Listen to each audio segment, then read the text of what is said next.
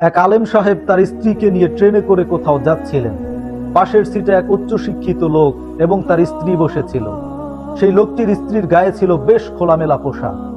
এক সময় ওই উচ্চশিক্ষিত লোকটি আলেম সাহেবকে শুনিয়ে বলতে লাগলো, মোল্লারা তাদের নিজেদের বউকে আবদ্ধ করে রাখে, তাদের কোনো স্বাধীনতা নাই।